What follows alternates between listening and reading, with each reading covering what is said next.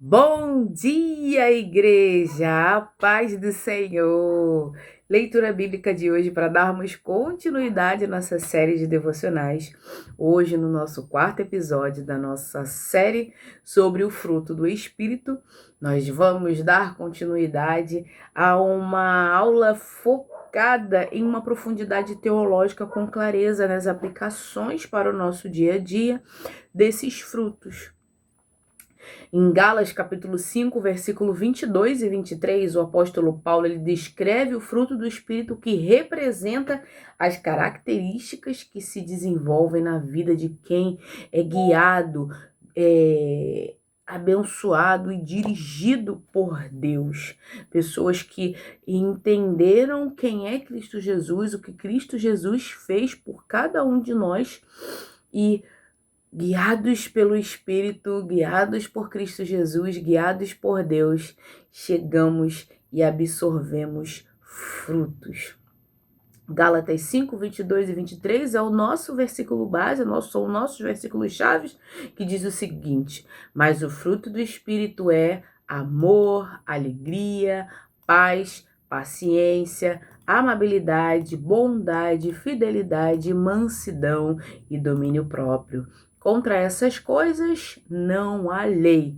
Nesses últimos capítulos, nós falamos sobre o amor, que é o alicerce, o fundamento da nossa fé, da nossa jornada, da nossa caminhada. Falamos também sobre a alegria que vem contrapondo junto com o amor. Quem ama é alegre e é feliz. A paz que também quem ama vai encontrar paz na obediência à palavra do Senhor. E hoje nós vamos trazer 2 pontos. Nós vamos trazer a paciência e a amabilidade. A resistência e a doçura, paciência e amabilidade. Este estudo aborda a paciência e a amabilidade, virtudes essenciais para a convivência cristã, para a saúde dos relacionamentos, enquanto o mundo valoriza a autoafirmação e a resposta rápida, a Bíblia chama para uma força controlada, que sabe ouvir e agir com ternura. Vamos começar com a paciência, vamos descrever o que é a paciência. A paciência no dicionário, a definição: característica de quem não perde a calma ou suporta algo sem reclamar. É a virtude de uma pessoa paciente. Capacidade de esperar o que se deseja sem ansiedade. A gente já leva lá para Filipenses capítulo 4, quando Paulo ele fala para lançar sobre Cristo toda a nossa ansiedade. É exatamente por isso, para obtermos a paciência, um dos frutos do Espírito. A etimologia do latim patientia, que significa sofrimento ou suportar, está ligado à resiliência e à perseverança, ou seja, aquelas pessoas que são resilientes, que suportam as lutas, suportam as dores, suportam as provações, que suportam a espera, são pessoas pacientes.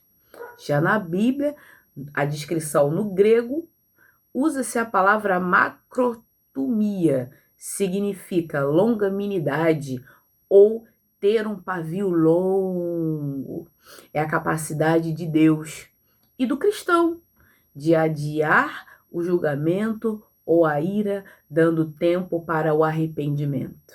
Um versículo para ilustrar é 2 Pedro 3, versículo 9. O Senhor não demora em cumprir a sua promessa. Pelo contrário, ele é paciente com vocês, não querendo que ninguém pereça. A visão bíblica não é apenas esperar passivamente, mas é uma virtude ativa que mantém a fé e a esperança firmes, mesmo sobre perseguição e sofrimento. Já a amabilidade ou a gentileza, no dicionário, qualidade de quem é afável, cortês ou agradável no trato com os outros. Atitude de quem demonstra carinho ou atenção. Eu posso dizer que sou uma pessoa que tenho amabilidade, que eu sou uma pessoa que tenho amabilidade na minha vida, porque eu trato todos de igual modo, da pessoa menor até o maior, da onde eu estiver, eu trato todos iguais, com cortesia, com delicadeza, com polidez, sabendo e dando honra às outras pessoas, não a mim mesmo. Eu sempre procuro agradar o próximo, a fazer o próximo feliz. E isso é uma virtude de poucos. São virtudes de Deus, né? Deus, ele é amável, ele é uma pessoa cortês, ele é alguém que trata a gente com honra e nos agrada. Na Bíblia, a descrição relacionada ao termo xerotostes, benignidade e amabilidade. É uma bondade que se expressa em ações úteis e ternas. É o oposto da dureza do coração ou da severidade desnecessária. É tratar o outro com o mesmo cuidado que Deus nos trata. Tratando o outro com honra, com carinho, com delicadeza, com amor, com ternura mesmo, né? Você ser uma pessoa com um coração amável. Filipenses 4, versículo 5, trazendo sempre Filipenses à tona, que é um capítulo excelentíssimo para nós.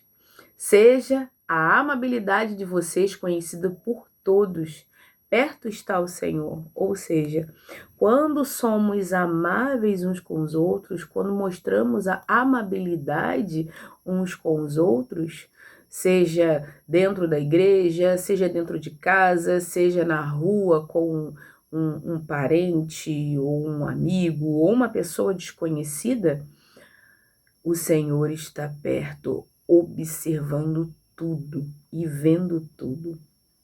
A visão bíblica.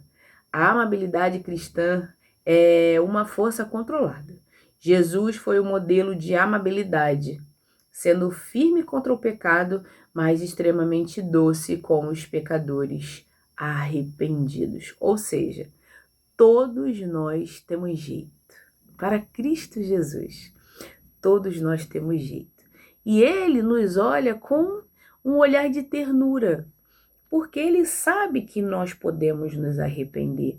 Ele sabe que nós podemos chegar ao entendimento da plenitude da bondade de Deus.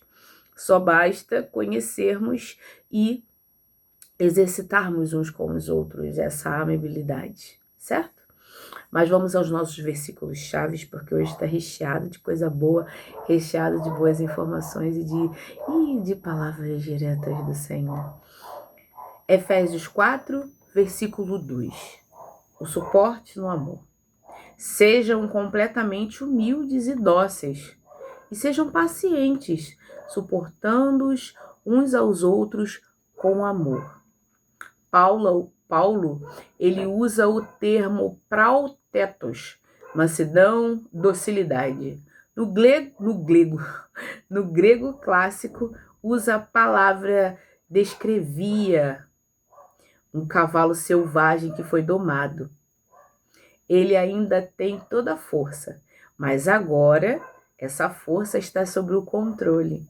O suportar significa sustentar o peso ou dar espaço para as imperfeições do próximo, motivado pelo amor ágape, o sacrificial, o amor sacrificial. Ou seja, o que essa sessão do nosso estudo está querendo dizer?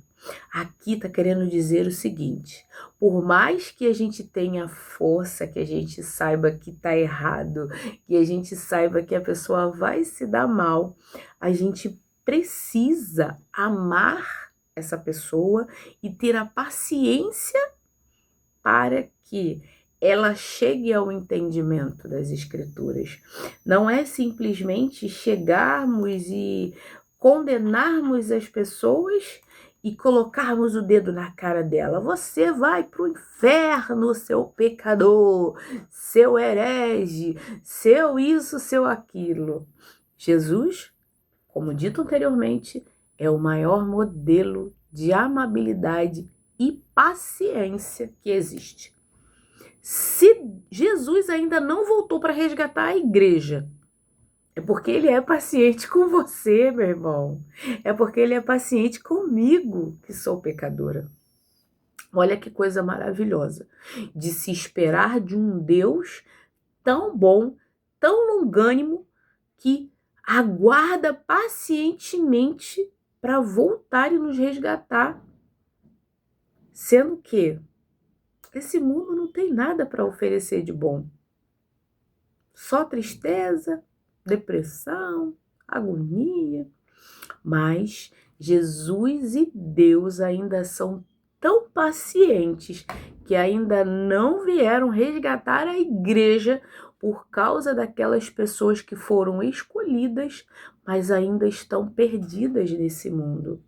Então, o nosso papel não é julgar, mas sim amar e mostrar para essas pessoas quem é Cristo Jesus.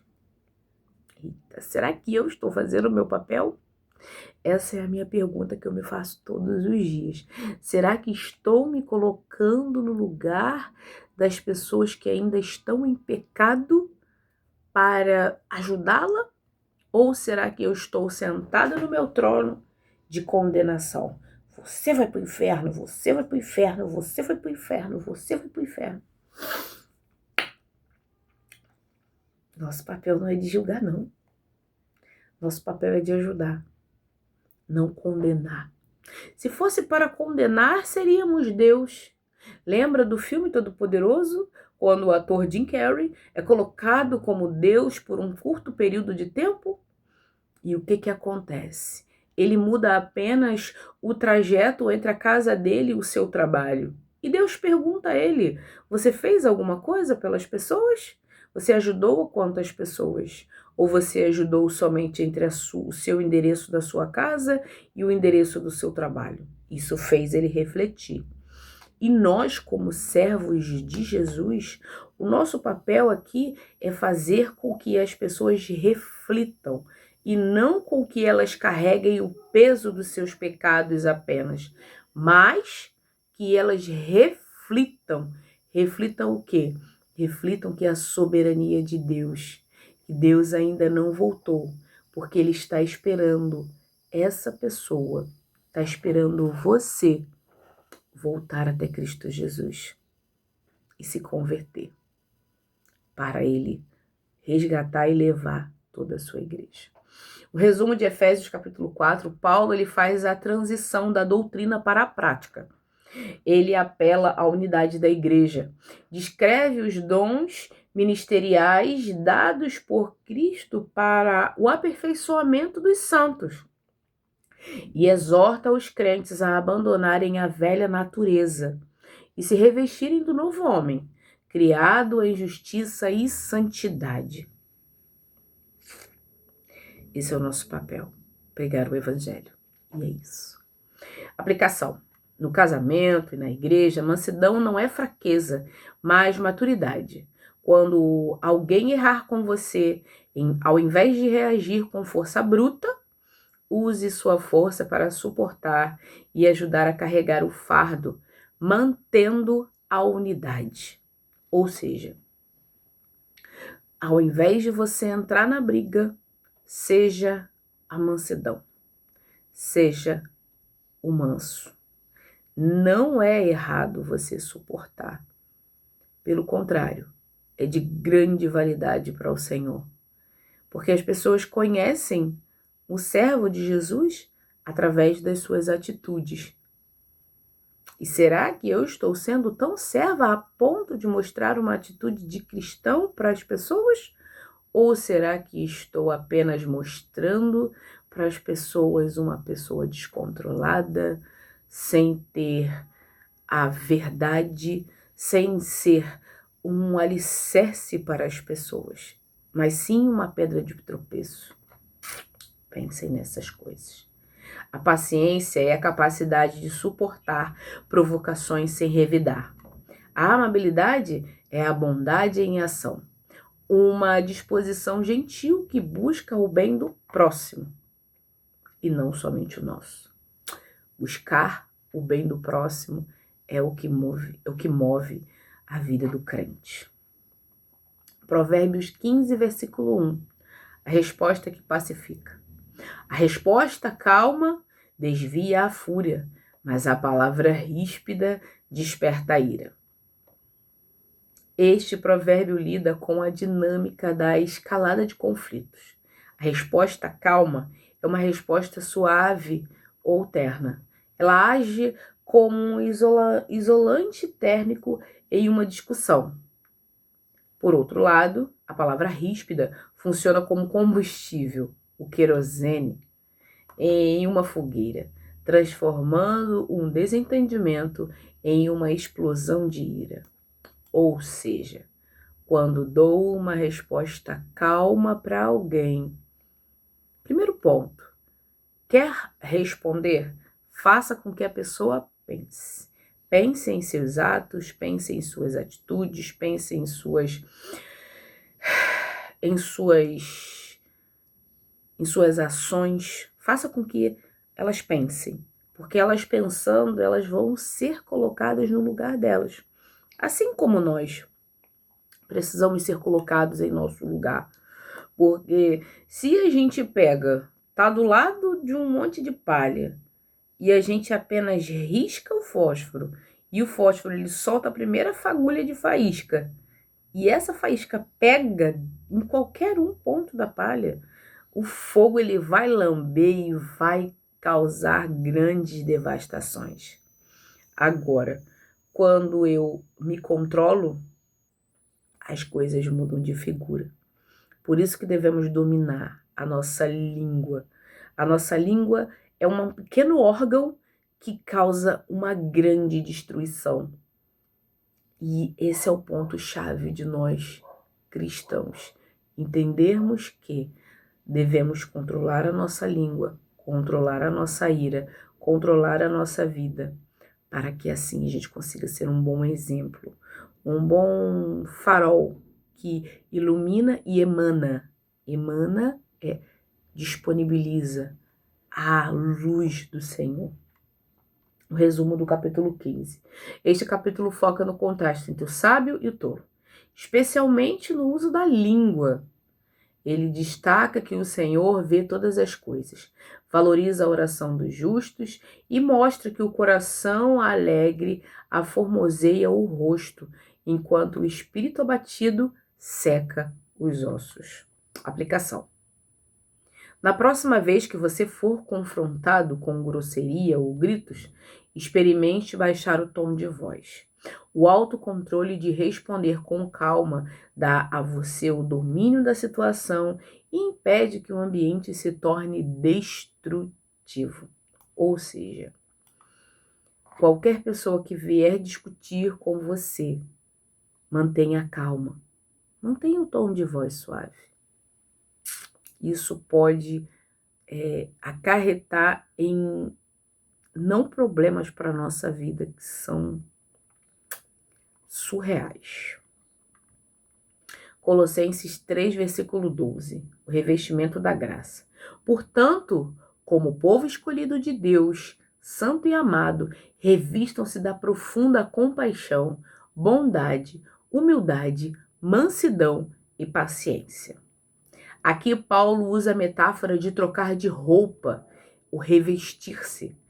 Essas virtudes não são naturais do ser humano. Elas precisam ser vestidas diariamente. A mansidão aqui aparece como parte da vestimenta essencial de quem entende a sua identidade como escolhido e amado. É a atitude de quem não precisa lutar por direitos, pois sua segurança está em Deus. Eu costumo dizer que o que é meu arruma um jeito de me encontrar. Ou seja, eu não preciso lutar por direito, eu não preciso lutar por bens, eu não preciso lutar por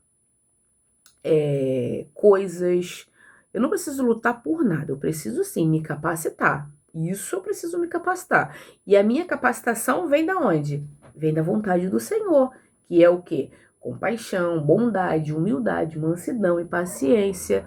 São vestimentas que a gente precisa se revestir. Ou seja, eu troco a falta de paciência pela paciência. Eu troco a grosseria, o esbravejamento pela mansidão. Eu troco o orgulho pela humildade. Eu troco a maldade pela bondade. Eu troco a arrogância pela compaixão.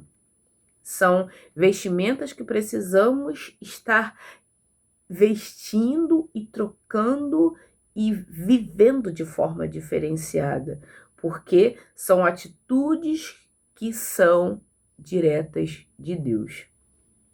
No capítulo 3 ele fala o seguinte: o apóstolo inclui os crentes buscarem as coisas do alto, as coisas de Deus. Ele apresenta uma lista de comportamentos que devem ser mortos: a ira, a malícia, a mentira e as virtudes que devem ser adotadas no nova vida em Cristo.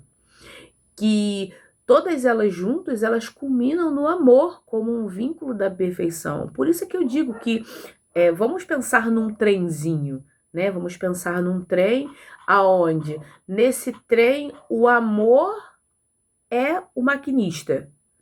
E ele vem puxando o amor, alegria, paz, paciência, amabilidade. São vagões do trem, né? Que o trem é um só. São vagões do trem ao qual o maquinista, que é o amor, dirige todos os outros. Porque se eu tenho amor, eu vou ter todos os outros frutos ali engatilhados e presos na minha vida. E assim eu consigo, de forma mansa, humilde, né, viver uma vida diferenciada, regada pelo amor de Deus. Aplicação. Imagine que ao acordar você decida com quais roupas espirituais vai sair. Escolha vestir-se, primeiramente, do amor, a mansidão e a paciência antes de abrir o celular ou falar com alguém.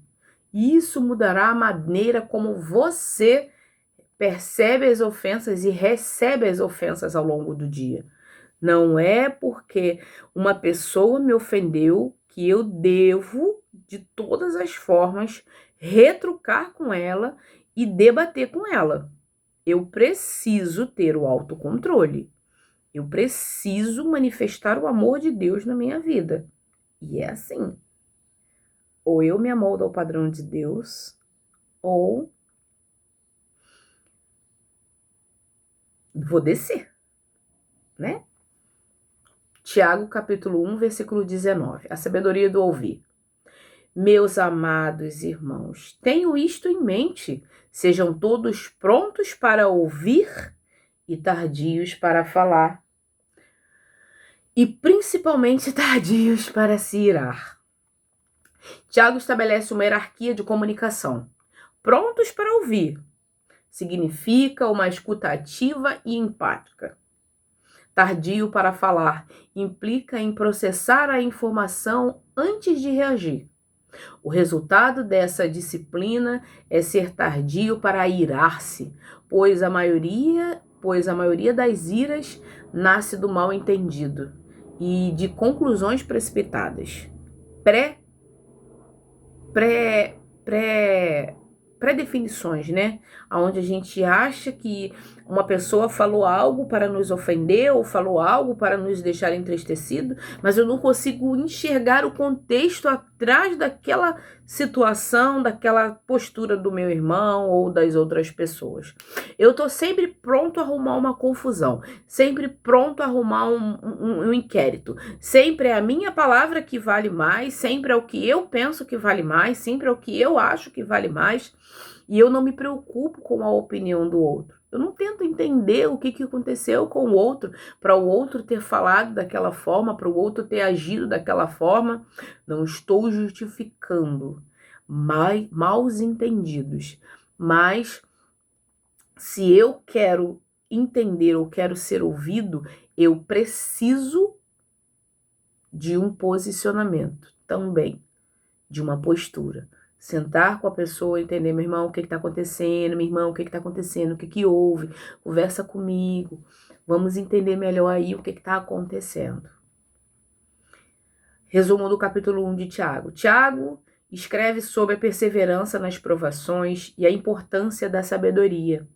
Ele adverte contra a tentação e exorta os cristãos a não serem apenas ouvintes da palavra, mas praticantes, destacando que a religião pura envolve o controle da língua e o cuidado com os necessitados.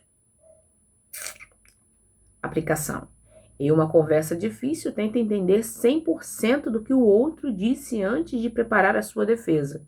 Use a regra dos 2 ouvidos e uma boca.